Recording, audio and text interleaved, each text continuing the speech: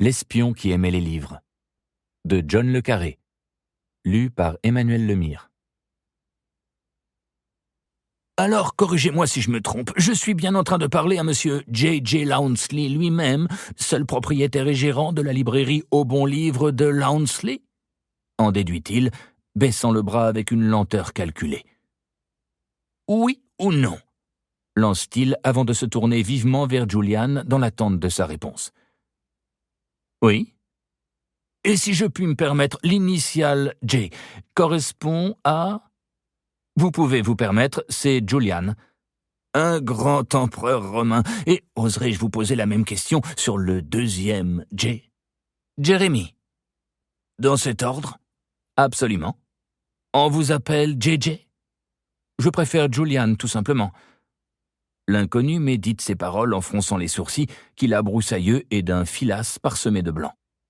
Ainsi donc, monsieur, vous êtes Julian Lownsley en chair et en os, et moi, Dieu me pardonne, je suis Edward Avon, Avon comme la rivière du même nom.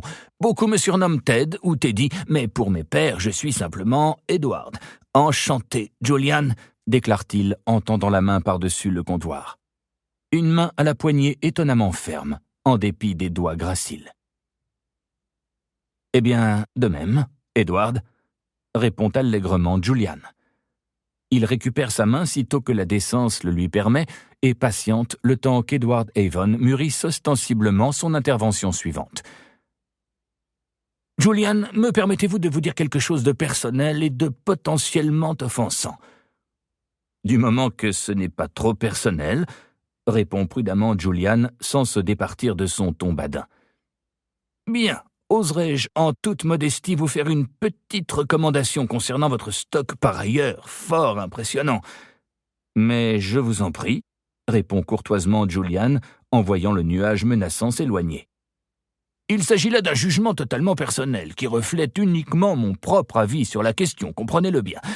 Or donc, mon opinion, mûrement réfléchie, est qu'un rayon histoire locale, dans ce magnifique comté, et d'ailleurs dans n'importe quel autre comté du pays, ne saurait être complet sans les Anneaux de Saturne, de Sebald. Mais je vois que vous ne connaissez pas Sebald.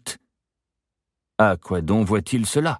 Se demande Julian tout en avouant que le nom lui est en effet inconnu, d'autant plus qu'Edward Avon l'a prononcé à l'allemande, Sebald. Je dois vous avertir d'entrée de jeu que les Anneaux de Saturne n'est pas un guide touristique au sens où vous et moi pouvons l'entendre, mais je suis trop pompeux, me pardonnerez-vous ? Il le pardonnera. Les Anneaux de Saturne est un tour de force littéraire, un voyage spirituel qui débute dans les marches du Suffolk et embrasse tout l'héritage culturel européen jusqu'à sa destruction. Sebald, W.G., précise-t-il en utilisant cette fois-ci la prononciation anglaise pour permettre à Julian de noter. Ancien professeur de littérature européenne dans notre université d'East Anglia, dépressif, comme les meilleurs d'entre nous, et aujourd'hui décédé, hélas. Qu'il repose en paix. Qu'il repose en paix, répète Julian, toujours occupé à noter la référence. Mais je m'éternise, monsieur, je ne vous ai rien acheté, je ne suis bon à rien, et je suis émerveillé. Bonsoir, monsieur. Bonsoir, Julian. Je souhaite le meilleur à votre magnifique jeune entreprise. Mais attendez voir, c'est un sous-sol que vous avez là ?